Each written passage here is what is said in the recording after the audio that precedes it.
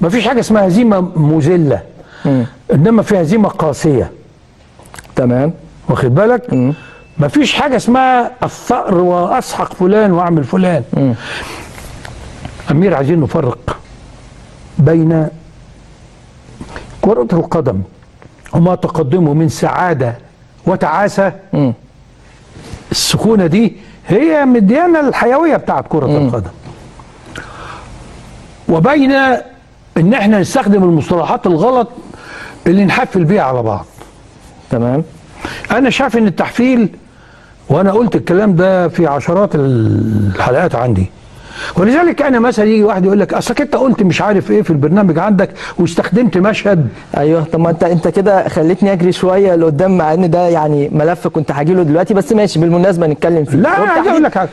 انا بس عشان اوضح للجمهور يا باشمهندس بعد اذنك، مش عايزين نتكلم، مش هتكلم على المشهد، انا بتكلم انا هشرح لك اللي انت عايزه. اشرح لي. طب ماشي خلاص، اعتقد الناس فاهمه قصدنا ايه دلوقتي. اتفضل. لا انا هشرح بالشكل الفلسفي، المشهد الاعلامي بشكل انا اعنيه.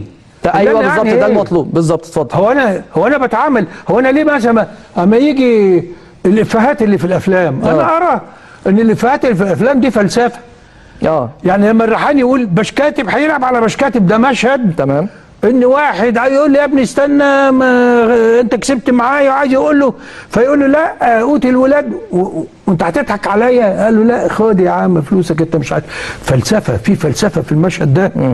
لما يجي عبد الفتاح النصري يقول لك تعمل ليك مش لحد تاني، ده واحد مش ناوي يدي حد حاجه وعمال يطمع كل الناس عشان ياخد كل حاجه. انا بستخدم دول مش عشان اقول لك انت الريحاني او انت شرف انطح او انا شرف انطح وانت الريحاني او العكس او مش عارف لا ده انا او سيد العمده او مش عارف ايه او كلام من ده. هذه استدلالات للشرح، ادوات للتوضيح، مش قصف جبهه مثلا يا باشمهندس. لا حاشا لله ان اكون قصدي هذا.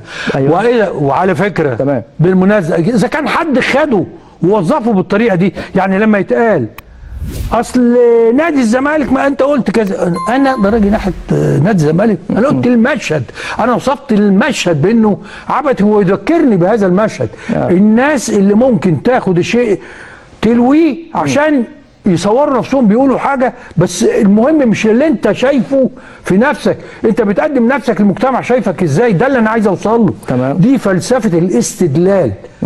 اما الزمالك، مين مجنون يهين كيان نادي او يسيء اليه؟ لا يمكن ده يكون وارد. ده انا في نفس الحلقه بقول يا جماعه ابوس ايدكم نبطل تحفيل على بعض.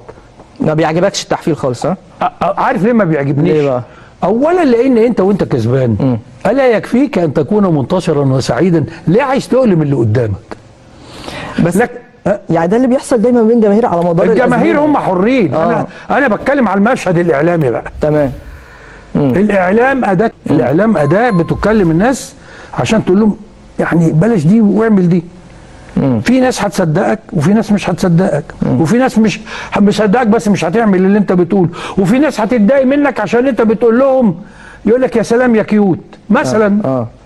يا عم هي مساله بالنسبه لي ان الرياضه ليها هدف تربوي وليها هدف حسي ان تستمتع بها.